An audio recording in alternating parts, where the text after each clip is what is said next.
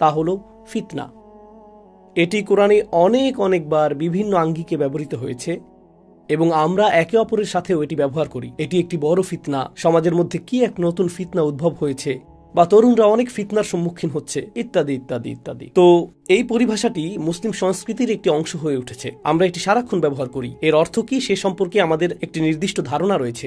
আমি এই খুতবায় যা করতে চাই তা হলো প্রথমে তুলে ধরা যে শব্দটি তার মূল ভাষায় কি অর্থ বহন করে, ইসলাম পূর্ব আরবরা এই শব্দটিকে কিভাবে বুঝত, এবং তারপর আমি 3টি উপায় তুলে ধরতে চাই যেখানে আল্লাহ এই শব্দটি ব্যবহার করেছেন সামগ্রিকভাবে। যদিও এটি ভিন্ন ভিন্ন অনেক উপায়ে ব্যবহৃত হয়েছে, আপনি যদি সেই সবগুলোকে সংগ্রহ করে শ্রেণীবদ্ধ করার চেষ্টা করেন আপনি 3টি ধরন পাবেন। এই 3টি ধরন বুঝলে তা আমাদেরকে আমাদের দ্বীনকে আরো ভালোভাবে বুঝতে এবং আমাদের জীবন ও পরিস্থিতিকে আরো ভালোভাবে বুঝতে সাহায্য করবে। তো আমি শুরু করছি এই শব্দটির আদি অর্থ কি ছিল তা দিয়ে। আরবরা এভাবে শব্দটি ব্যবহার করত, ফাতানা যাহাব। তারা এটি ব্যবহার করত যখন তারা স্বর্ণ বা কোনো ধাতু পরিশোধন করত, কারণ ধাতু দূষিত অবস্থায় থাকতে পারে, এর গভীরে খাদ থাকতে পারে। আর যখন আপনি স্বর্ণ গলিয়ে ফেলেন এবং চরম তাপের নিচে রাখেন তখন গভীরে প্রথিত থাকা সমস্ত দূষণগুলো গলে যেতে শুরু করে। অবশেষে স্বর্ণটি ফিতনা নামক প্রক্রিয়ার মধ্য দিয়ে যায়। আর এ কারণেই যে ব্যক্তি স্বর্ণ নিয়ে এই কাজটি করত তাকে বলা হতো ফাত্তান। তারা এই শব্দটি গাছের পুরো বাকল বা কাঠ বা অন্য কিছুর জন্যও ব্যবহার করত, যা তাদের কিছুটা গলাতে বা কিছুটা গরম করতে হতো যাতে এটিকে সোজা করা যায়। এই প্রক্রিয়াটিকেও ফিতনা প্রক্রিয়া বলা হতো। একইভাবে কাঠমিস্ত্রি বা খোদাইকারী যে কাঠকে পরিবর্তন করে এবং কেটে ফেলে এবং এটিকে সম্পূর্ণ নতুন কিছুতে পরিণত করে তাকে বলা হতো ফাইতান। আর মাফতুন শব্দটি দিনার অর্থাৎ মুদ্রার জন্য ব্যবহৃত হতো, কারণ মুদ্রাগুলোর উপর রাজা বা কোনো একটি দেশের প্রতীক থাকতে হয়। এমনকি এখনো মুদ্রাগুলির উপর এক ধরনের চিত্র থাকে যা সেগুলিতে খোদাই করা হয়, এবং এটি করার জন্য ধাতুকে নির্দিষ্ট ছাঁচের আকৃতি দিতে চরম তাপ বা চরম চাপের প্রয়োজন হয়। আর এ কারণেই এটিকে বলা হয় মাফতুন। খোদাই করা কোনো মুদ্রাকে মাফতুন মুদ্রা বলা হয়। এটি ছিল এই শব্দটির আদি অর্থ। এখান থেকেই ধারণাটি এসেছে। যেহেতু আরবরা তাদের ভাষায় খুবই সমৃদ্ধ, পরীক্ষা অর্থে তাদের অনেক শব্দ রয়েছে। উদাহরণস্বরূপ ইবতিলাহ, ইমতিহান বা ইখতিবার এবং অন্যান্য শব্দও পরীক্ষার জন্য ব্যবহৃত হয়। কিন্তু ফিতনা এমন পরীক্ষার জন্য ব্যবহৃত হয় যা আপনার অভ্যন্তরে গভীরে গিয়ে পুড়িয়ে ফেলে। অথবা ফিতনা হলো এমন একটি পরীক্ষা যা আপনাকে গভীরতম স্তর পর্যন্ত পরীক্ষা করে। এটি একটি গভীর পরীক্ষা, অত্যন্ত গুরুতর একটা পরীক্ষা, এমন পরীক্ষা যা এমনকি পুড়িয়ে দেয়। সেই পরীক্ষায় উত্তীর্ণ হওয়ার জন্য আপনাকে যন্ত্রণার মধ্য দিয়ে যেতে হয়। এই ধরনের পরীক্ষাকে বলা হয় ফিতনা। সুতরাং এটি কোনো ছোট বিষয় নয় যার মধ্য দিয়ে একজন মানুষ যায়, তাই না? আর অবশ্যই আমরা জানি, প্রত্যেক মুসলিম জানে, এই গোটা জীবনটাই একটা পরীক্ষা। এই জীবনের ভালো বিষয়গুলো একটি পরীক্ষা এবং এই জীবনের খারাপ বিষয়গুলোও একটি পরীক্ষা। কিন্তু কিছু পরীক্ষা অন্য পরীক্ষার তুলনায় কঠিনতর। যখন সেই পরীক্ষাগুলো অত্যন্ত কঠিন হয় তখন সেগুলোকে বলা হয় ফিতনা। তো এটা প্রথম বিষয় যা আমি চাই আপনারা উপলব্ধি করুন। দ্বিতীয় বিষয়টি হলো 3 ধরনের ফিতনা রয়েছে যা নিয়ে আল্লাহ কোরআনে কথা বলেছেন। একটি আসে স্বয়ং আল্লাহর পক্ষ থেকে, তিনি বিভিন্নভাবে এ বিষয়ে কথা বলেছেন। তবে এই দুনিয়াতে ফিতনা আসার একটি উপায়, প্রসঙ্গত এই দুনিয়াতে ফিতনা রয়েছে এবং ফিতনা রয়েছে আখিরাতেও। ইয়াউমাহুম আলান নারি ইফতানুন, সেই দিন তাদেরকে আগুনের উপর ফিতনায় ফেলা হবে।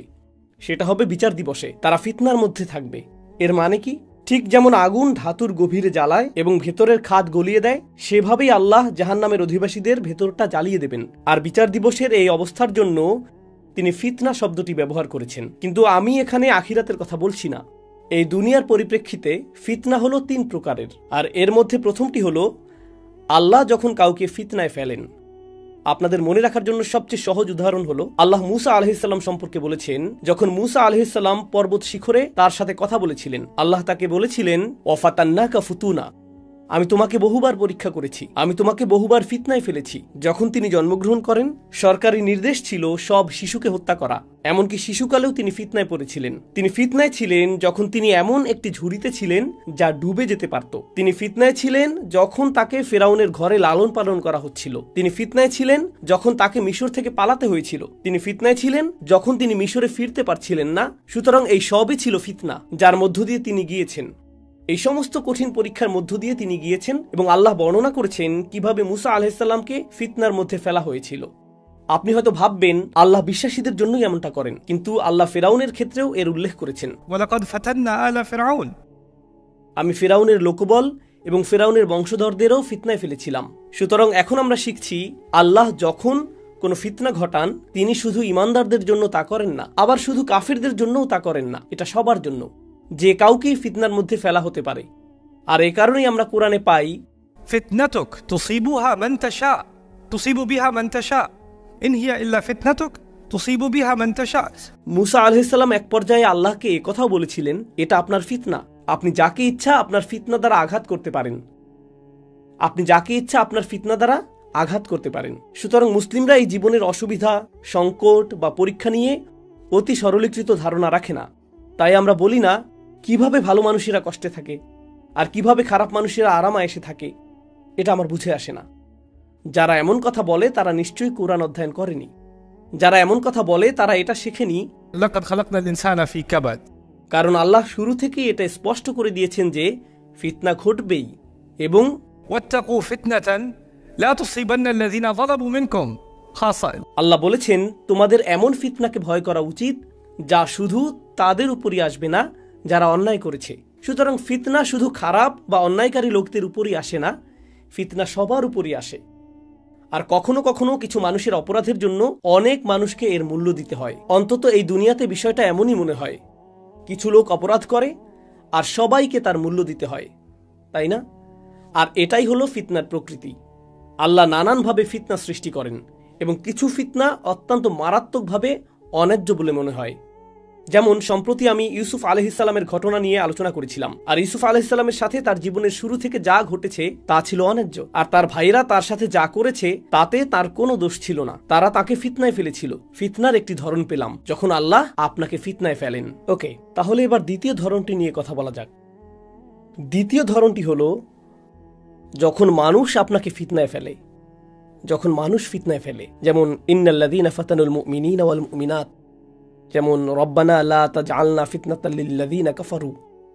যখন মানুষ আপনাকে কষ্টে ফেলে, যখন মানুষ ইমানদারদেরকে নির্যাতন করে, যখন মানুষ ইমানদারদেরকে আক্রমণ করে, যখন মানুষ অন্যায় করে, যখন মানুষ অন্যের উপর জুলুম করে, কুরআনে বর্ণিত এটি হলো দ্বিতীয় প্রকারের ফিতনা। যারা অন্যের বিরুদ্ধে অপরাধ করে তারা তাদেরকে ফিতনায় ফেলে।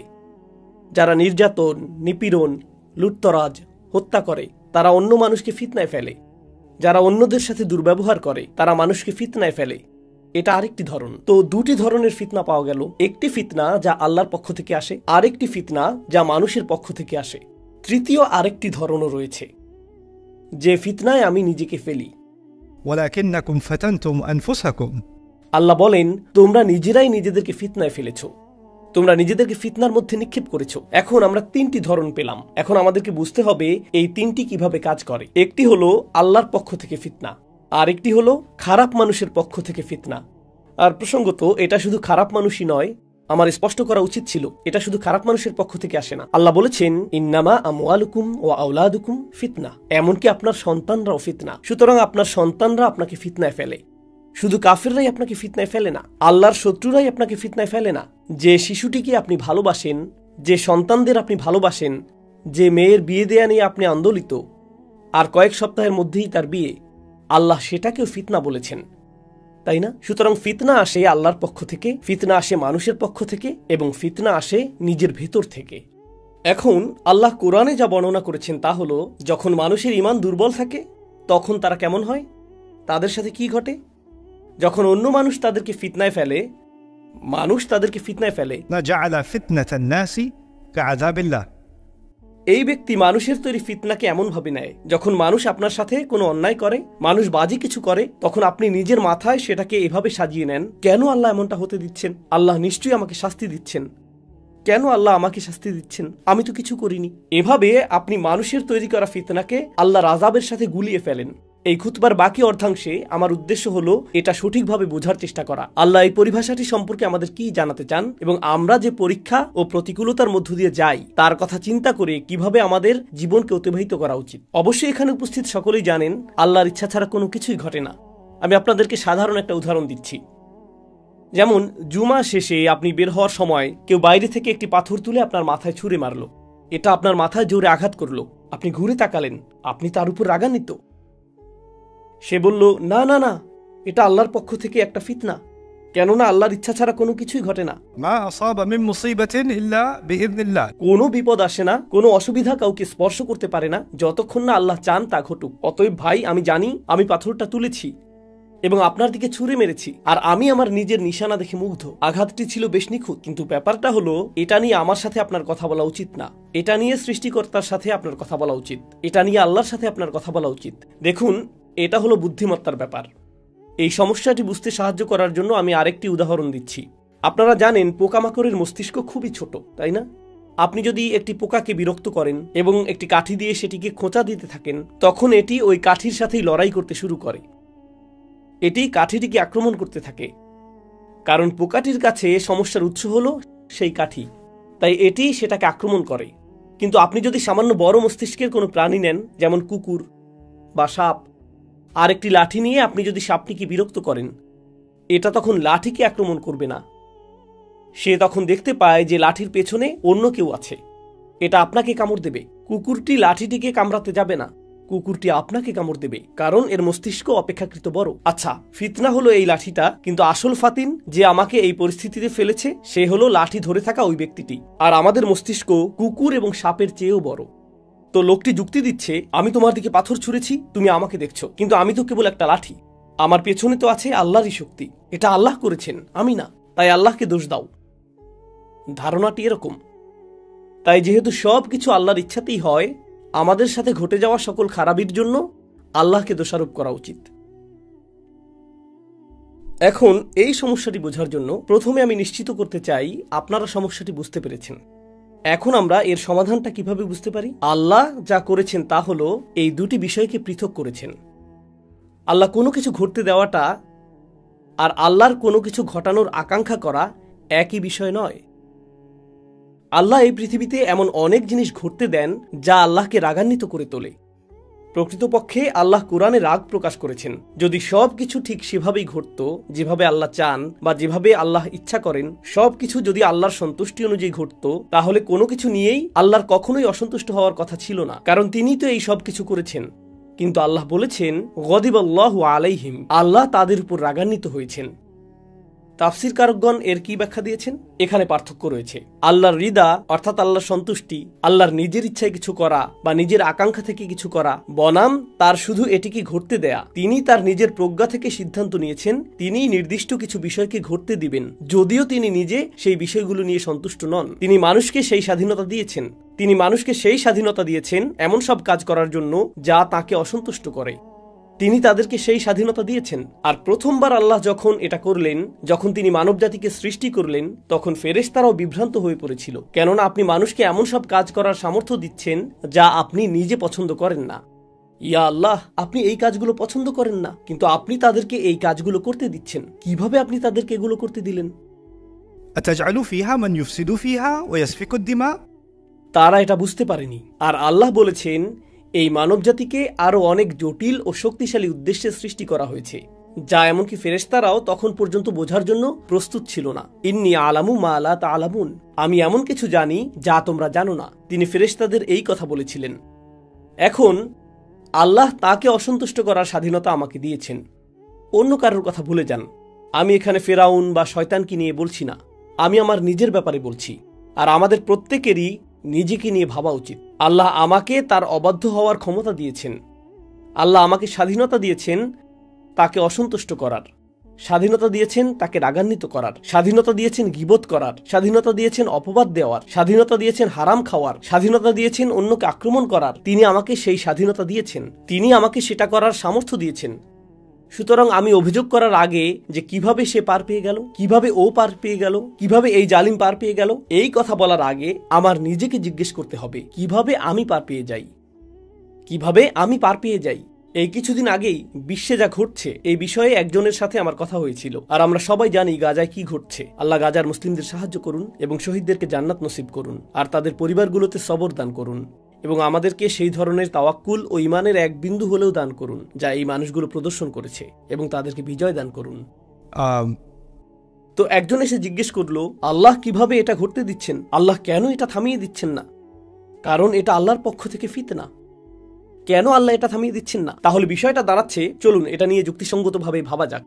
আপনি যদি চান আল্লাহ এটা থামিয়ে দিন, যদি চান আল্লাহ হস্তক্ষেপ করুন, তাহলে আপনি আর আমি যখন অবাধ্য হই, আল্লাহর কি হস্তক্ষেপ করা উচিত না? আপনি ঠিক কোথায় সীমা টানবেন? না, যদি তারা মানুষ হত্যা করে তবে আল্লাহর থামানো উচিত, কিন্তু তারা চুরি করলে সেটা তেমন খারাপ না, তখন আল্লাহর হস্তক্ষেপ না করলেও চলবে। অথবা আপনি যদি মিথ্যা বলেন, তখন না না না, আমার জিহ্বাকে সত্য বলতে বাধ্য করা যাবে না, না না, অতটা নিয়ন্ত্রণ না, কিন্তু নির্দিষ্ট সীমার পর আল্লাহর বিষয়গুলো থামিয়ে দেওয়া উচিত। আল্লাহ মানুষকে এই পৃথিবীতে পাঠিয়েছেন এবং তিনি তাদেরকে একে অপরের জন্য ফিতনায় পরিণত হওয়ার অনুমতি দিয়েছেন। আল্লাহ তাদের একে অপরের জন্য ফিতনা হতে দিয়েছেন। আর আমরা যখন একে অপরকে ফিতনায় ফেলি, মানুষ যখন একে অপরকে ফিতনায় ফেলে, আর তারপর আমরা বলি না না না, এটা আল্লাহর দোষ, আল্লাহ এমনটা করেছেন, কোনো মানুষ নয়, এটাই হলো আপনি যখন নিজেকে নিজে ফিতনায় ফেলেন। এটি তৃতীয় ধরন। এটা আল্লাহর পক্ষ থেকে, শুধু এই অর্থে যে আল্লাহ আপনাকে পরীক্ষিত হতে দিয়েছেন। আল্লাহ একটি পরিস্থিতি তৈরি করেন এবং আপনাকে পরীক্ষার সম্মুখীন হতে দেন, এটা দেখতে যে আপনি কেমন প্রতিক্রিয়া দেখাবেন, আমি কেমন প্রতিক্রিয়া দেখাবো, ব্যাস এইটুকুই। আপনারা জানেন, ইসলাম ছাড়া ভিন্ন ধর্মী আরো মানুষ আছে, তারাও কিন্তু স্রষ্টায় বিশ্বাস করে। কিছু মানুষ এক নিপীড়ক স্রষ্টায় বিশ্বাস করে, যে মানুষকে যন্ত্রণা দিয়ে মজা পায়, যে এই খেলা উপভোগ করে। যেমন পুরনো দিনের রাজারা তাদের বিনোদনের জন্য যা করত, তারা একটি স্টেডিয়ামে যেত, সেখানে একজন বন্দীকে বের করে আনতো আর একটা সিংহ বের করে আনতো, আর মানুষটিকে সিংহটির ছিঁড়ে খেতে দেখাটা তারা উপভোগ করত নিজেদের বিনোদনের জন্য। তাই মানুষের এই অসুস্থ ধারণা তৈরি হলো যে রাজারা তাদের প্রজাদের কষ্ট দেওয়াটা উপভোগ করে।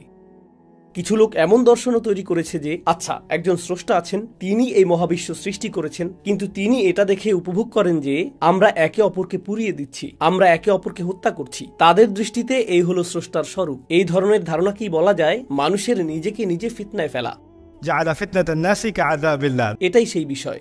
আল্লাহ আযজা ওয়া জাল্লা নিজেও এর বর্ণনা দিয়েছেন। আল্লাহ যখন আমাকেও আপনাকে ফিতনাতে ফেলেন, এর একটি উদ্দেশ্য রয়েছে। আসুন উপসংহারে আসি। আল্লাহ যে আমাকে ফিতনাতে ফেলেছেন, এটা বোঝার সঠিক পদ্ধতি কি? যদি কেউ আমার টাকা চুরি করে, তবে সেই ব্যক্তি আমাকে ফিতনাতে ফেলেছে, কিন্তু আল্লাহ এটা হতে দিয়েছেন, আল্লাহ এটা ঘটার অনুমতি দিয়েছেন। সুতরাং চূড়ান্ত প্রশ্নটি হলো, কেন আল্লাহ এটি ঘটার অনুমতি দিলেন? দুটি কারণ। আল্লাহ সেই চোরকে পরীক্ষা করেছেন এবং আল্লাহ আমাকেও পরীক্ষা করেছেন। আর সেই লোকটি ইতিমধ্যেই ব্যর্থ, কারণ সে চুরি করেছে। এখন যে অংশটি বাকি তা হলো আমি কি করতে যাচ্ছি, আমি এই পরীক্ষায় পাশ করব নাকি করব না। কারণ এখানে দুটি ভিন্ন পরীক্ষা চলছে। জালিম তার নিজের পরীক্ষা দিচ্ছে, মজলুম তার নিজের পরীক্ষা দিচ্ছে। তাদের দুজনকেই পরীক্ষা করা হচ্ছে। জালিম ইতিমধ্যেই ব্যর্থ হয়েছে, কারণ সে আল্লাহর ইচ্ছার বিরুদ্ধে কাজ করেছে। কিন্তু যার উপর অন্যায় করা হয়েছে, এখন তাকে সিদ্ধান্ত নিতে হবে যে সে কিভাবে প্রতিক্রিয়া দেখাবে। সে কি আল্লাহর ইচ্ছা অনুযায়ী প্রতিক্রিয়া দেখাবে নাকি আল্লাহর ইচ্ছার বিরুদ্ধে প্রতিক্রিয়া দেখাবে? সে কি বলবে এটা থেকে আমি কি শিখতে পারি, যুক্তিসঙ্গতভাবে আমি কিভাবে এর জবাব দিব, যার অনুমতি আল্লাহ আমাকে দিয়েছেন? এটা কি স্বয়ং আল্লাহর সাথে আমার সম্পর্ককে প্রভাবিত করবে নাকি করবে না? আর মানুষের মধ্যে এই সমস্যা তৈরি হয় যে তারা তাদের সংকটকালের জন্য আল্লাহকে দোষারোপ করতে চায়। আমি আপনাদের বলছি, আল্লাহ এটাকে আমাদের ফিতরার মধ্যে ফেলে দিয়েছেন। তিনি মানুষের প্রকৃতিতে এটা দিয়েছেন। এটা বোঝার জন্য আপনাকে মুসলিমও হতে হবে না। আল্লাহ আমাদের প্রকৃতির মধ্যে এই বোধশক্তি দিয়েছেন যে আসলে মানুষই একে অপরকে সংকটে ফেলে। আপনি যদি এখন আপনার গাড়ি চালাতেন আর কেউ আপনাকে পেছন থেকে ধাক্কা দিত, আল্লাহ আপনাকে রক্ষা করুন, কিন্তু এমনটা ঘটলে কেউ পেছন থেকে ধাক্কা দিলে সাথে সাথে আপনি বলেন না ইয়া আল্লাহ মা হাযিহিল ফিতনা। আপনি পেছনে তাকিয়ে বলেন, এই যে ভাই, দেখে চলুন, ফোনে কথা বলছেন কেন? সাথে সাথে যেই ব্যক্তি ধাক্কা দিয়েছে তাকে আপনি দোষ দেন, আপনি আল্লাহকে দোষ দেন না। আপনি আল্লাহকে দোষ দেন না। আপনি বলেন, এই আপনার ড্রাইভিং লাইসেন্স দিন, আমি পুলিশ ডাকছি। তাৎক্ষণিকভাবেই আপনি তাকে দায়ী করছেন, তাই না? আর এই একই ব্যক্তি যখন তার সাথে খারাপ কিছু ঘটে, সে বলে আমি এই লোকটিকে দায়ী করতে চাই। কিন্তু যখন সে নিজে কোনো ভুল করে, সে বলে এটা তো আল্লাহর ইচ্ছা ছিল, আমার কি করার আছে? কদ্দারাল্লাহু মা শাআ ফাআল। বুঝতে পারছেন? এটা এক ধরনের মুনাফিকি, তাই না? অন্যদের দায়ী করতে চাই কিন্তু নিজেকে নয়। তো মানুষ এসব বিষয় নিয়ে দর্শন কপচায় এবং তারা এসব নিয়ে কথা বলে এবং তারা নিজেদেরকে ফিতনাতে ফেলে দেয়। আল্লাহ এমন লোকদের সম্পর্কে বলেছেন, আলা ফিল ফিতনাতি সাকাতু। তারা কি ইতিমধ্যেই ফিতনায় পতিত হয়নি? তারা কি ইতিমধ্যেই পতিত হয়নি? এজন্যই আল্লাহর কিতাব অধ্যয়ন এবং আল্লাহর কিতাব নিয়ে গভীরভাবে চিন্তা করা এত বেশি গুরুত্বপূর্ণ। এ কারণেই এটা বোঝা জরুরি যে একটি দৃশ্যমান জগৎ আছে এবং একটি অদৃশ্য জগৎও আছে, আর আল্লাহ যা কিছু করেন সেগুলোর পেছনে একটি উদ্দেশ্য থাকে। এটা কখনো উদ্দেশ্যহীন নয়। আল্লাহ আমাকে উদ্দেশ্য ছাড়া সৃষ্টি করেননি, আর আল্লাহ আমাকে এমন কোনো পরিস্থিতিতেও ফেলেন না যার কোনো উদ্দেশ্য নেই। সেই প্রত্যেকটি উদ্দেশ্যের পেছনেই কোনো না কোনো হিকমা রয়েছে। মানুষ একে অপরের সাথে নির্বুদ্ধিতা সুলভ কাজ করে থাকে, কিন্তু আল্লাহ সেই সব নির্বোধ কাজের পেছনেও প্রজ্ঞাপূর্ণ কোনো উদ্দেশ্য না থাকার সুযোগ দেন না। এ কারণেই তিনি ইউদাব্বিরুল আমর, তিনি তাদবিরুল আমর ঘটান। তিনি সব কিছু পরিকল্পনা করেন। এমনকি আমাদের যে সকল কাজের পরিকল্পনা আমরা করি না অথবা খুবই বাজে পরিকল্পনা করি, সেগুলোর পেছনেও আল্লাহর মহৎ কোনো হিকমা নিহিত থাকে। আল্লাহ যেন আমাদের এমন মানুষে পরিণত না করেন যারা মাফতুন, যারা ফিতনায় পতিত হয়, যাতে আমরা আল্লাহর পরীক্ষাকে মানুষের উপর মিথ্যাভাবে আরোপ না করি। মানুষ একে অপরের ক্ষতি করে আনন্দ পায়, কিন্তু আল্লাহ পরীক্ষা করেন শুধু আমার নিজের ভালোর জন্যই। আল্লাহ আমাকে এমন কোনো পরীক্ষায় ফেলবেন না যা থেকে আমি শেষ পর্যন্ত উপকৃত হব না। কোনো না কোনোভাবে এটি এমন হয়ে উঠবে যা আমার মর্যাদাকে বাড়িয়ে দেবে। ইয়ারফাইল্লাহু আল্লাযীনা আমানু মিনকুম ওয়াল্লাযীনা উতুল ইলম দারাজাত। তোমাদের মধ্যে যারা ঈমান এনেছে এবং যাদেরকে জ্ঞান দান করা হয়েছে, আল্লাহ তাদের মর্যাদাকে উন্নীত করবেন, আর আল্লাহ মর্যাদা বৃদ্ধি করেন আরো এবং আরো বেশি পরীক্ষার মাধ্যমে। সুতরাং আল্লাহ যেন আমাদেরকে সেই পরীক্ষাগুলো বোঝার এবং জীবনে আমরা যেসব পরীক্ষার মুখোমুখি হতে চলেছি সেগুলোতে উত্তীর্ণ হওয়ার তৌফিক দান করেন। এই হলো আমার সর্বশেষ উপদেশ, যা আমি নিজেকে এবং আপনাদের সকলকে দিচ্ছি। আল্লাহ আজ্জা ওয়াজাল্লাহ এই উম্মাকে প্রস্তুত করছেন। তিনি এই উম্মাকে প্রস্তুত করছেন। সূরা আল বাকারায় তিনি আমাদের এক নতুন উম্মাহ হিসেবে ঘোষণা করেছেন, ওয়াকাযালিকা জাআলনাকুম উম্মাতান ওয়াসাতা। তিনি আমাদের একটি ভারসাম্যপূর্ণ জাতি ঘোষণা করেছেন, এবং সেই একই সূরায় তিনি বলেছেন, ওয়ালা নাবলুওয়ান্নাকুম বিশাইইন, আমি অবশ্যই তোমাদেরকে পরীক্ষা করব, সকল ধরনের জিনিস দিয়ে পরীক্ষা করব। মিনাল খাউফি ওয়াল জুই ওয়া নাকস মিনাল আমওয়ালি ওয়াল আনফুসি ওয়াস সামারাত। আমরা তোমাদেরকে অনেক পরীক্ষার মধ্যে ফেলবো, অনেক এবং অনেক বেশি পরীক্ষায় ফেলবো। কিন্তু এর ফলাফল কি হবে? কিভাবে বুঝবে যে তুমি পরীক্ষায় উত্তীর্ণ হয়েছো? কে ভালো ফল লাভ করবে? কিভাবে জানবে যে তুমি পরীক্ষায় উত্তীর্ণ হয়েছো? সেটা রয়েছে আয়াতটির শেষাংশে। আল্লাহ বলেছেন, ওয়াবাশশিরিস সাবিরিন আল্লাযীনা ইযা আসাবাতহুম মুসিবাহ ক্বালু ইন্না লিল্লাহি ওয়া ইন্না ইলাইহি রাজিউন। অভিনন্দন তাদের যারা পরীক্ষায় উত্তীর্ণ হয়েছে। অভিনন্দন সেই সব মানুষদের যারা সবর অবলম্বন করতে পারে। আর সবর বলতে কি বোঝায়? সেই সব মানুষ যখনই কোনো অসুবিধা বা যে কোনো বিপদ, যে কোনো পরীক্ষা তাদেরকে আঘাত করে, তারা বলে আমরা আল্লাহর জন্য এবং আমাদেরকে আল্লাহর কাছেই ফিরে যেতে হবে। তারা উপলব্ধি করে এই পরীক্ষাগুলোর প্রত্যেকটিই অস্থায়ী এবং আল্লাহর দিকে প্রত্যাবর্তনই হলো স্থায়ী। অস্থায়ী কষ্ট, স্থায়ী পুরস্কার। ঠিক আপনার ও আমার মতো আমাদেরও অস্থায়ী কষ্ট আছে। কোনো ছাত্রের পরীক্ষা আসন্ন, পড়াশোনা বেশ কঠিন, অস্থায়ী কষ্ট, দীর্ঘমেয়াদী সুবিধা। আপনি যদি ব্যবসায়ী হন, কিছু মানুষ খুচরা ব্যবসা করে, সেখানে ব্ল্যাক ফ্রাইডে অথবা শয়তান থার্সডে এরকম যাই থাকুক, বিক্রয়ের এরকম উপলক্ষ আসে আর কাজের অনেক চাপ থাকে।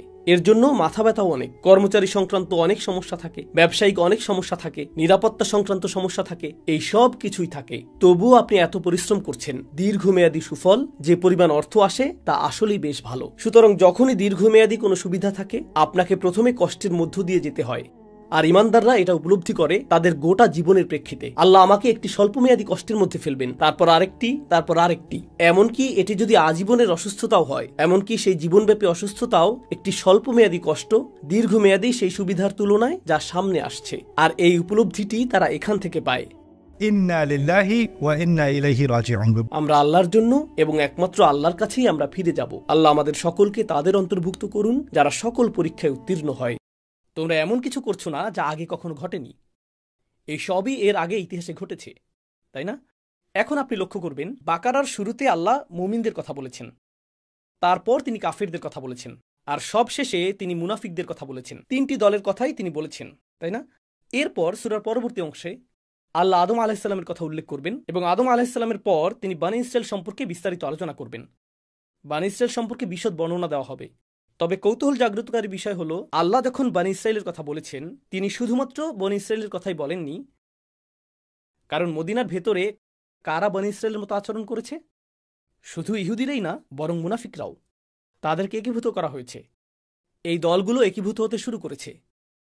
তারপর পরিস্থিতি আরও জটিল হতে শুরু করল। ঠিক জটিল না, বরং ভীতিকর। ভীতিকর বলতে আমি কি বোঝাচ্ছি? যে তিনটি দল সংকটে রয়েছে। না, আসলে দুটি দল, দুটি পৃথক দল। একটি হলো কাফের আর একটি হলো মুনাফিক। পৃথক দুটি দল, কিন্তু কোরআন এগিয়ে যাওয়ার সাথে সাথে আল্লাহ তাদেরকে একটি দল হিসেবেই উল্লেখ করতে শুরু করেন। তিনি তাদেরকে একসাথে উল্লেখ করেছেন। জাহিদুল কুফার ওয়াল মুনাফিকিন ওয়াগলুদ আলাইহিম। তিনি তাদেরকে একসাথে উল্লেখ করেছেন। তো উপমাটি উল্লেখ করার পূর্বে পটভূমি হিসেবে এই কয়েকটি বিষয়ে আল্লাহ উল্লেখ করেছেন। এখন আমি আপনাদের সাথে কিছু বিষয় শেয়ার করতে চাই। আমি দ্রুত পড়ে যাব, তারপর সংক্ষেপে কিছু বিষয় ব্যাখ্যা করব এবং এরপর সরাসরি উপমাটিতে চলে যাব। আল্লাহ কাফিরদের সম্পর্কে বলছেন, এটি 6ষ্ঠ আয়াত থেকে শুরু। ইন্নাল্লাযীনা কাফারু সাওয়াউন আলাইহিম আনযারতাহুম আম লাম তুনযিরহুম লা ইউমিনুন। যারা কুফরি করেছে এতে কিছু আসে যায় না, তাদের জন্য এতে পার্থক্য নেই। আপনি তাদেরকে সতর্ক করেন আর না করেন, তারা ঈমান আনবে না। আল্লাহ কেন বলছেন যে রাসূল সাল্লাল্লাহু আলাইহি সাল্লামের দাওয়ার ফলে কোনো পরিবর্তন আসবে না আর তারা ঈমানও আনবে না?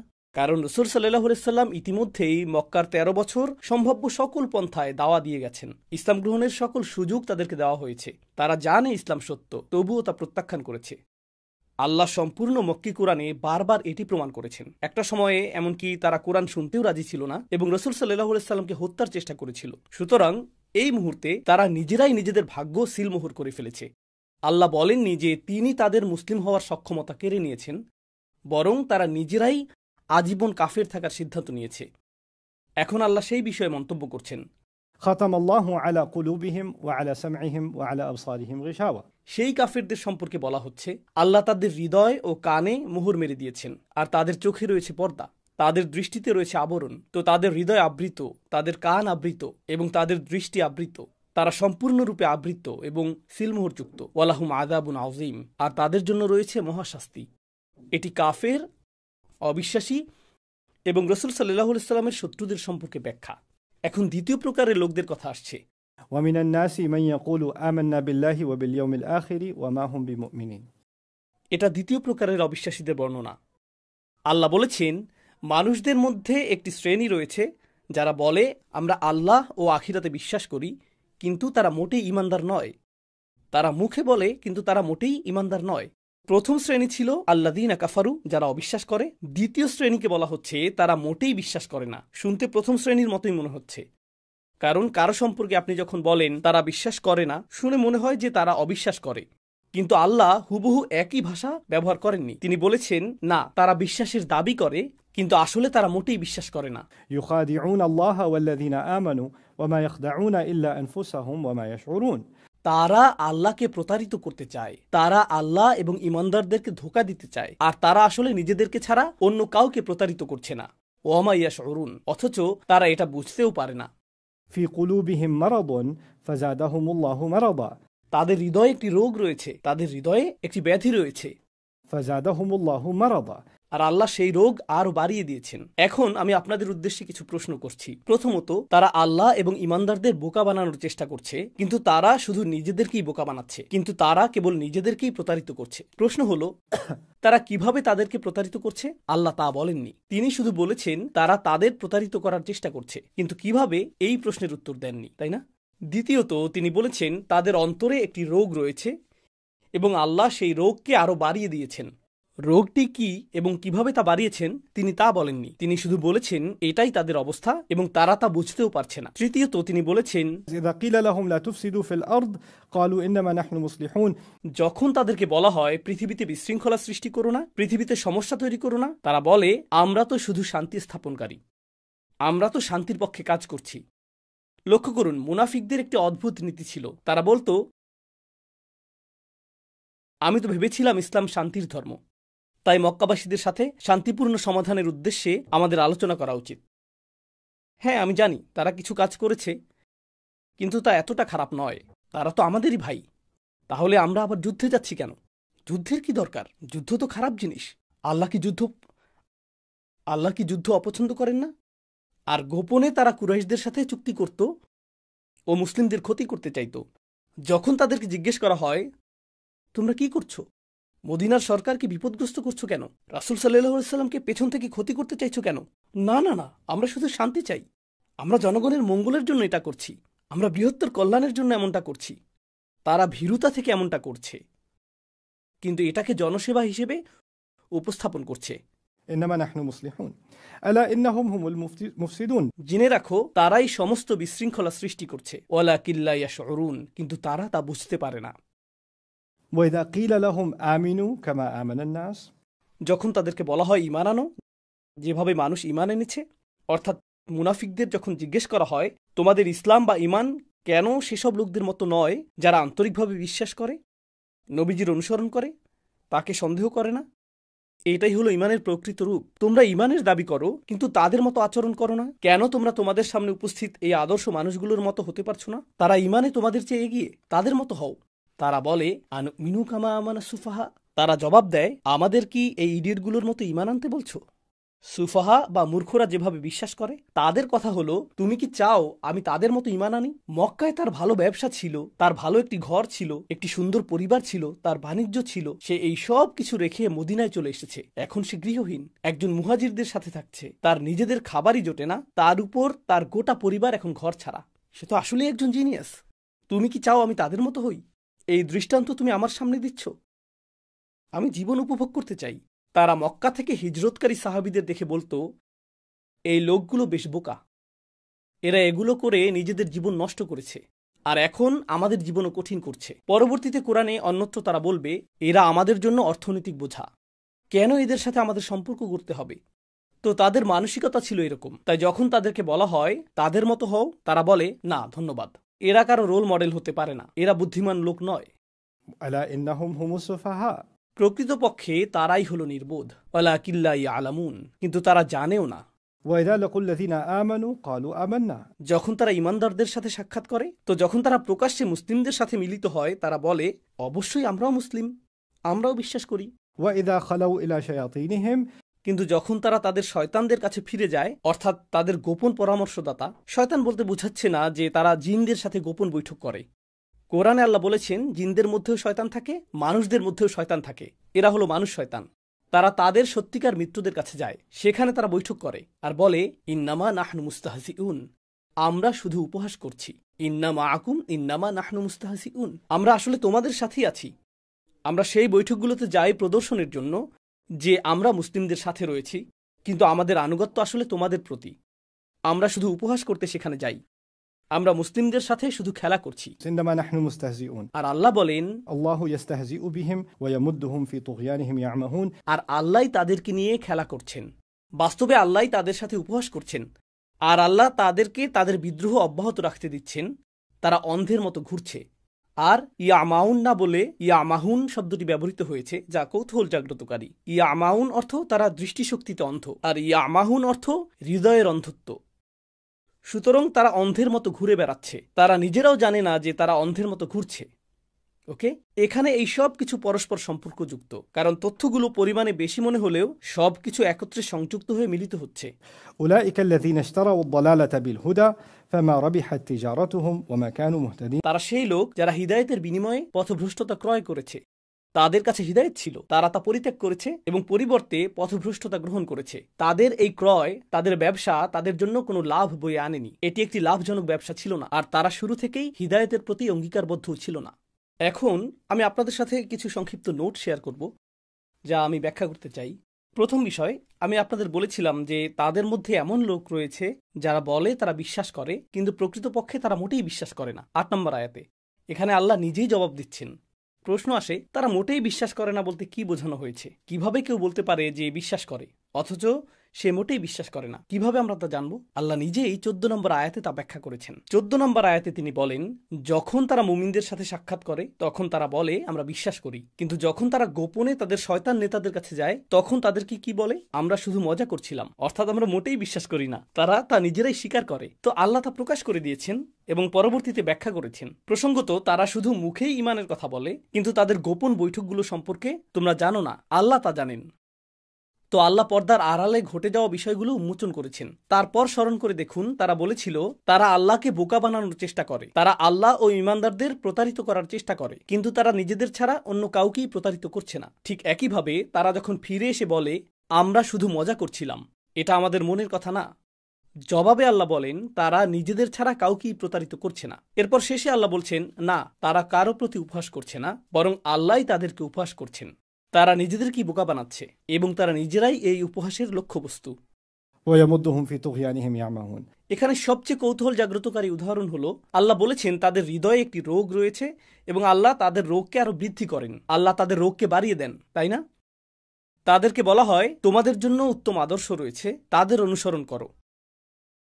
যদি কারো মনে কিছুটা হলেও খারাপ লাগে, আমরাও তাদের মতো হওয়া উচিত। আমি জানি না কেন আমি তাদের মতো নই। তারা এটাও বলতে পারে যে আমার আরো ভালো করা উচিত, আমি সর্বোচ্চ চেষ্টা করব। কিন্তু কেউ যখন তার রোগে এতটাই অগ্রসর হয়ে যায় যে যখন অনুকরণীয় আদর্শ হওয়ার যোগ্য কোনো মানুষকে দেখে, তখন সেই মানুষের কাছ থেকে অনুপ্রাণিত হয়ে আরও উত্তম হওয়ার পরিবর্তে তার নীতি হয় আক্রমণই সর্বোত্তম প্রতিরক্ষা। নিজের দুর্বলতা স্বীকার করার পরিবর্তে সে এই রোগে এতটাই আক্রান্ত যে সে আদর্শ মানুষটির উদ্দেশ্যে বলে, এই বোকাকে, একে অনুসরণ করব, মাফ করো, ধন্যবাদ, তোমার হেদায়েত তোমার কাছেই রাখো। পথভ্রষ্টতায় তারা এত দূর এগিয়ে গেছে। এখন এটি বেশ খারাপ। বর্ণিত এই অবস্থা বেশ খারাপ। উপমার প্রসঙ্গে যাওয়ার আগে আমি চাই আপনারা দুটি গুরুত্বপূর্ণ বিষয় উপলব্ধি করুন। প্রথম বিষয়টি হলো তারা মনে করে তারা সত্যিই চতুর। আপনি যদি এই আয়াতগুলো লক্ষ্য করেন, তারা মনে করে যে তারা একটি দ্বৈত খেলা খেলছে। তারা মুসলিমদের সম্পর্কে এমন ধারণা দিচ্ছে যে মুসলিমরা এতটাই বোকা, মুসলিমরা ধরতে পারবে না, তো তারা এই দ্বৈত খেলা খেলবে এবং অন্য স্থানে আনুগত্য প্রদর্শন করবে, আর কেউ তা বুঝতে পারবে না। তারা খুব চতুর, তারা অতি চালাক ও কূটকৌশলপূর্ণ। নিজেদের সম্পর্কে এটাই তাদের ধারণা। আর আল্লাহ বারবার বলছেন বাস্তবে প্রকৃত বোকা তারাই আসলে উপহাসের কেন্দ্রবিন্দু। তারা তা দেখতেও পায় না। সুতরাং প্রথম পরিহাসের বিষয় হল তারা এক অর্থে অন্ধ, এক অর্থে বোকা, কিন্তু একমাত্র তারা নিজেরাই এটা জানে না, তাদের কোনো ধারণাই নেই। এখান থেকে পাওয়া এটি একটি উল্লেখযোগ্য বিষয়। সম্পূর্ণ এই উপমাটি থেকে পাওয়া দ্বিতীয় উল্লেখযোগ্য বিষয় হল একটি তুলনা। এই তুলনাটির দিকেই আমি এখন আপনাদের মনোযোগ আকর্ষণ করতে চাই। আমি কিন্তু এই বিষয়ে আগামীকাল আপনাদের জিজ্ঞেস করব, কারণ আমাদের এটা আগামীকালও দরকার হবে।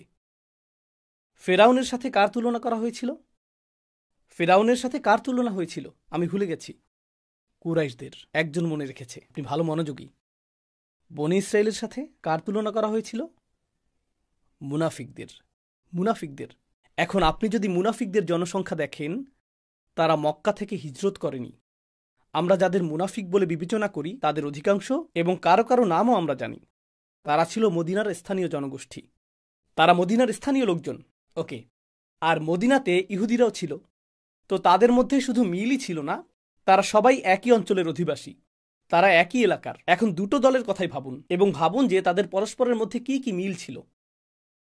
মদিনার মানুষরা এক হতে চাইছিল। তাদের ছিল একাধিক গোত্র, আওস ও খাজরাজে একাধিক শাখা গোত্র ছিল, এবং তারা একটি কেন্দ্রীয় সরকার গঠনের চেষ্টা করছিল।